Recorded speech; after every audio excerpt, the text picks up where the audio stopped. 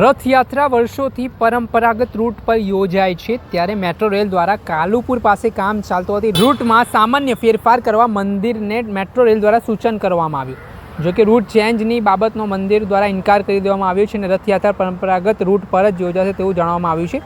હાલ કાલુપુર રેલવે સ્ટેશનના main road પર મેટ્રોનું કામ ચાલે છે। વર્ષોથી નીકળતી રથયાત્રા ડીસીપી ઓફિસથી ડાબી બાજુ જઈને કાલુપુર સુધી પહોંચે છે, પરંતુ આ માર્ગ પર કામગીરી ચાલતી હોવાથી તેથી સારંગપુર બાજુના રૂટ પસંદ કરવા મેટ્રો રેલ દ્વારા સૂચન કરવામાં આવ્યું છે। જો કે મંદિરના ટ્રસ્ટી મહેન્દ્ર ઝા દ્વારા જણાવવામાં આવ્યું છે કે વર્ષોથી રથયાત્રા એક જ રૂટ પરથી નીકળે છે અને આ વખતે પણ રૂટમાં કોઈ ચેન્જ નહીં થાય। આ મામલે શું કહી રહ્યા છે જગન્નાથ મંદિરના ટ્રસ્ટી મહેન્દ્ર ઝા, તે સાંભળી લો। કોઈ ફેરફાર નથી। જે મેટ્રો ટ્રેનનું કામ ચાલી રહ્યું છે એમાં એવું હતું કે રથયાત્રા પહેલાં પતી જશે, પણ અમે 2 દિવસ પહેલાં વિઝિટ કરી, એમાં એવું લાગ્યું કે કદાચ નહીં પતે, એટલે જગન્નાથજી મંદિરના ટ્રસ્ટી, અમદાવાદ મ્યુનિસિપલ કોર્પોરેશનના અધિકારીઓ અને મેટ્રોના અધિકારીઓ, જે લોકો એક કામ સાથે ઇન્વોલ્વ છે, કોન્ટ્રાક્ટર, બધા અમે ભેગા થયા હતા।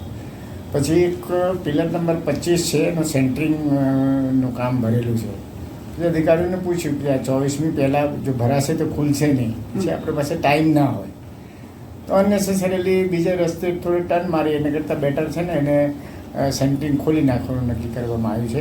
એટલે રથયાત્રાના રૂટમાં કોઈ ફેરફાર થતો નથી।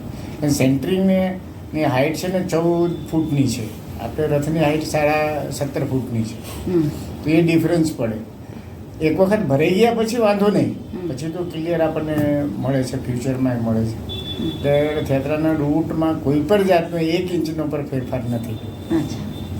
આપણે સાંભળ્યા હતા જગન્નાથ મંદિરના ટ્રસ્ટી મહેન્દ્ર ઝા, તેમનું મહત્વનું નિવેદન સામે આવ્યું છે, જેમાં જે રીતે મેટ્રો રેલવે સ્ટેશન દ્વારા જે રીતે મેટ્રો રેલ પ્રોજેક્ટ દ્વારા જે સૂચનો કરવામાં આવ્યા છે, બીજી તરફ જગન્નાથ મંદિરના ટ્રસ્ટી દ્વારા આ બાબતે સ્પષ્ટ ઇનકાર કરવામાં આવ્યો છે અને જે રૂટથી વર્ષોથી રથયાત્રા યોજાતી હતી તે જ રૂટ પરથી યોજાશે તેવી વાત તેમના દ્વારા કરવામાં આવી છે।